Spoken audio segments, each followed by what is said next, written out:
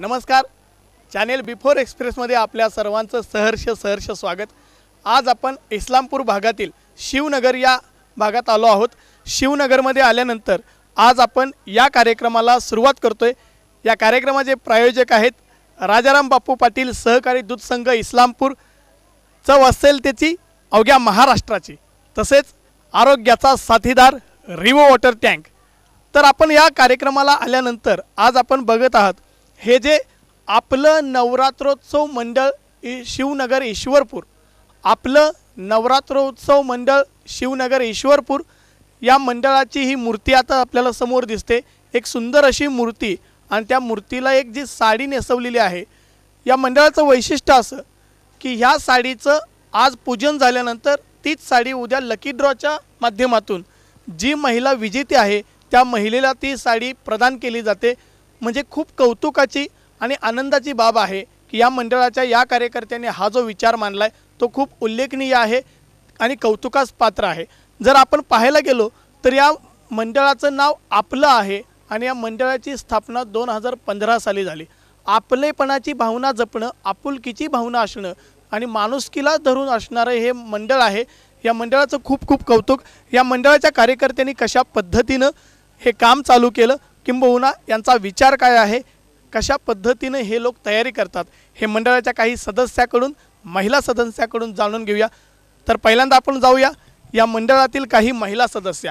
आता इथं जर तुम्ही बघत असाल तर लहान मुलांपासून ज्येष्ठ महिलांपासून तरुण मुली तसेच घरातील गृहिणी सगळ्या इथं उपस्थित आहेत। आणि आता बघत असाल तुम्ही शांत पद्धतीनं शिस्तप्रिय बसलेल्या या महिला वर्ग आहे। आणि मी काही महिला सदस्यांना प्रश्न विचारतो। तर पहिला प्रश्न आपला आहे या मंडळातील महिला सदस्यांना, मला सांगा भारतातील 3.5 शक्तिपीठ आहेत त्यापैकी एक शक्तिपीठ सांगा देवीचं। कोल्हापूरची अंबाबाई। कोल्हापूरची अंबाबाई उत्तर बरोबर आहे, टाळ्या एकदा यांच्यासाठी।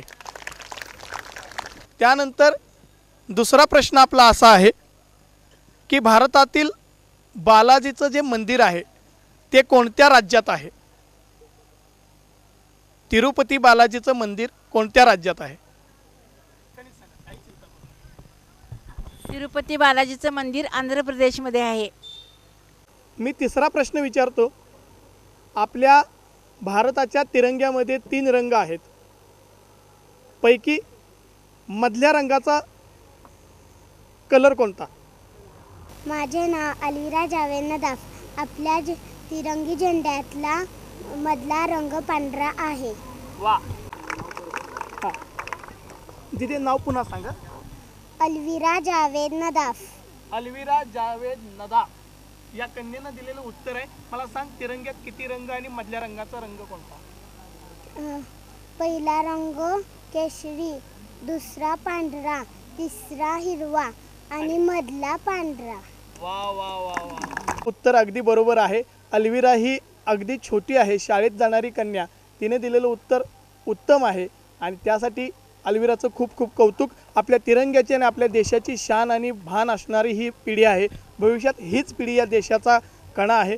तर आपण आणखी एक प्रश्न विचारूया, ते सर्वात सुंदर राज्य की ज्या राज्याला स्वर्ग म्हटलं जातं हे राज्य कोणतं? काश्मीर। काश्मीर। आणि फक्त काश्मीर? जम्मू काश्मीर। जम्मू काश्मीर। तुमचं नाव सांगा। पूजा शेखर क्षीरसागर। पूजाताईंसाठी जोरदार टाळ्या। यानंतर मला आणखी प्रश्न काही विचारायचे आहेत।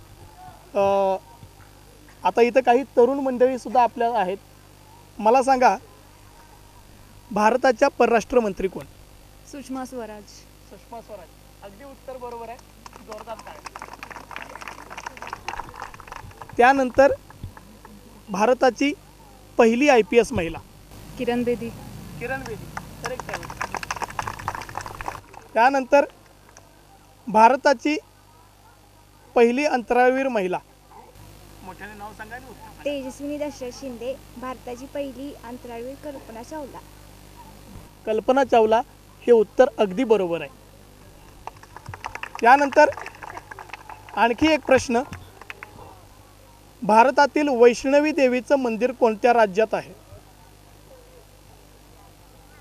वैष्णवी देवीचं मंदिर कोणत्या राज्यात आहे? शैरा अबू पटेल। हां, कुठे आहे ते मंदिर?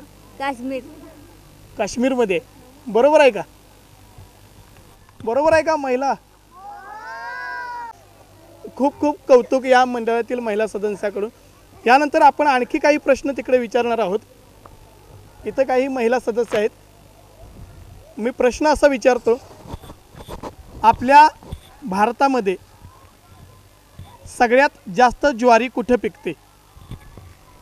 ज्वारी म्हणजे शाळू. कमल बिरमुळे. कमल बिरमुळे यांनी उत्तर दिलेलं आहे. सांगा उत्तर. बार्शी. कुठं? बार्शी. बार्शीमध्ये. उत्तर अगदी बरोबर आहे. एकदा जोरदार टाळ्या कमल काकींसाठी. यानंतर आपण आणखी काही प्रश्न विचारूया. आता हा मराठी महिना कोणता?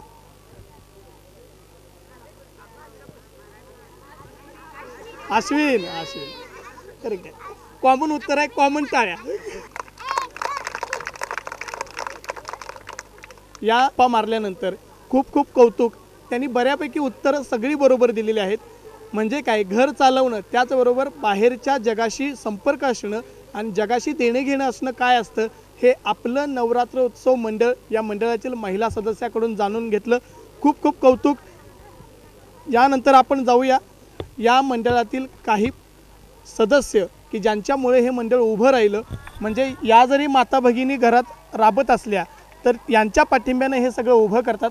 आपण जाणून घेऊया कशा पद्धतीनं तयारी करतात आणि काय आहे हा तुमच्यासाठी सण. नाव सांगा सर. माझं नाव शेखर शिवाजी क्षीरसागर.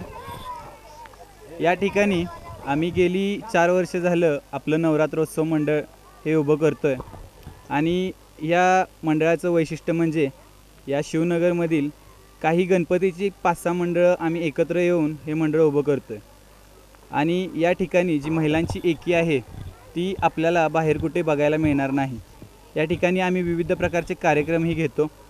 तसेच या ठिकाणी आम्ही विविध उपक्रमही राबवतो. जसे की झाडे लावा झाडे जगवा या उपक्रमांतर्गत आम्ही या ठिकाणी जे मान्यवर आरतीसाठी येतात त्या मान्यवरांना आम्ही एक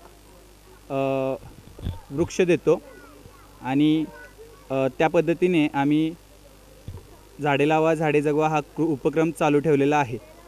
तसेच आम्ही बऱ्यापैकी सार्वजनिक कार्यक्रमही करतो. जसे की काही घाण वगैरे असेल, कुठे कचरा वगैरे सांडला असेल तर आपल्या मंडळातील कार्यकर्ते त्या ठिकाणी एकत्र होऊन जातात आणि त्या ठिकाणी साफसफाई करतात. तसेच आपण या ठिकाणी आपल्या इस्लामपुरात असणाऱ्या अनाथाश्रमाला देणगीही देतो.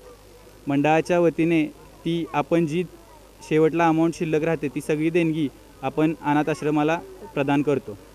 आणि सगळ्यात महत्त्वाचं म्हणजे आपण विचार करत असाल की आपलं नवरात्र हे नाव कसं काय पडलं. आपलं नवरात्र हे नाव असं पडलं की सर्वांना असं वाटत होतं की आपण सर्वांनी कुठेतरी एकत्र आलं पाहिजे.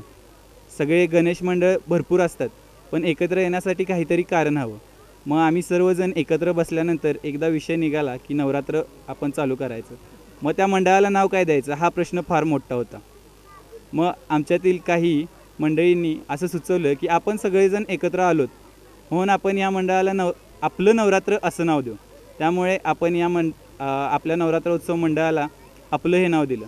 तर आपलं का, तर या मंडळात धर्म भेद हे कोणतेही काहीही फरक नाही आहेत. या नवरात्र मंडळाची जी पहिली साडी देवीची मानाची आहे तीही आपल्यातील एका मुस्लिम भगिनीलाच मिळालेली होती. पहिलीच मानाची साडी होती आणि पहिलीच मुस्लिम भगिनीला मिळाली होती. त्यामुळे हे मंडळ धर्मनिरपेक्ष मंडळ आहे. धन्यवाद. या मंडळाच्या या कार्यकर्त्यांकडून ऐकलेली सगळी गोष्टी जर का लक्षात घेतल्या, धर्मभेद नाही, जातभेद नाही, राजकारण नाही, हे इथंच दिसतं की आपलं असं नाव दिलं आहे. मी नसून आम्ही, आपण सर्वजण ही त्यांची भावना आहे. इथं राहिलेल्या पैशातून अनाथ आश्रमाला जगवण्याचं काम हे मंडळ करतं. वृक्ष लागवड करा, निसर्ग वाचवा, झाडे लावा, झाडे जगवा हा संदेश देतं. आणि आत्ता त्यांनी उल्लेख केला की या मंडळातील पहिल्या साडीचा मान हा एका मुस्लिम भगिनीला होता. म्हणजेच काय, धर्मभेद नाही, जातीभेद नाही.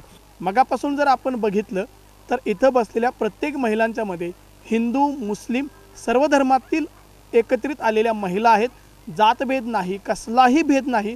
कारण अल्विरा नावाच्या छोट्याशा मुलीनं आपल्या भारताविषयी जे प्रेम दाखवलं, त्याच नंतर या काकूंनी दिलेलं उत्तर आपल्या भारताची जाण असणारं काश्मीरसारखं राज्य हे आपलं आहे, प्रेम आहे, हे ते प्रेम त्यांच्या भाषेतून व्यक्त झालं. आणि सगळ्यात महत्त्वाची गोष्ट म्हणजे जर या महिलांना मी आता एक प्रश्न विचारतो, एक मोठा प्रश्न आहे, मला सांगा गणपतीला किती मोदक ठेवतात? 21, बरोबर आहे. आणि मुस्लिम धर्माचा 786, या 7, 8, 6 या 3 संख्यांची बेरीज किती होते? 21. अहो जिथं या तिन्ही संख्यांची बेरीज केल्यानंतर 21 येते, गणपतीला मोदक 21 लागतात, मग धर्मभेद आलाच कुठं? तर धर्मभेद नसून हे सगळे एकत्र राहतात, हेच यांचे खासियत आहे. आणि या मंडळाच्या सर्व महिला सदस्य कार्यकर्त्यांचं खूप खूप कौतुक. असंच प्रेम, अशीच एकी, असंच आपलेपण सगळ्यांच्यामध्ये राहू दे.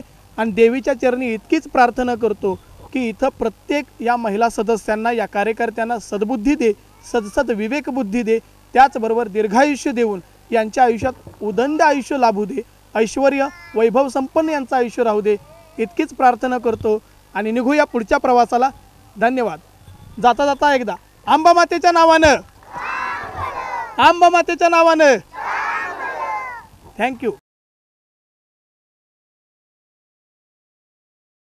नमस्कार मंडळी, गौरी गणपतीनंतर आता शारदीय नवरात्र उत्सव आलेला आहे आणि चॅनलला भरपूर प्रतिसाद मिळाला यूट्यूबवर. आता हा जो नवरात्री उत्सव आहे तोही सुद्धा आपल्याला यूट्यूबवरती दिसणार आहे. त्यासाठी आपण टाईप करा चॅनल B4 एक्सप्रेस आणि सबस्क्राईब करा, लाईक करा, शेअर करा. धन्यवाद.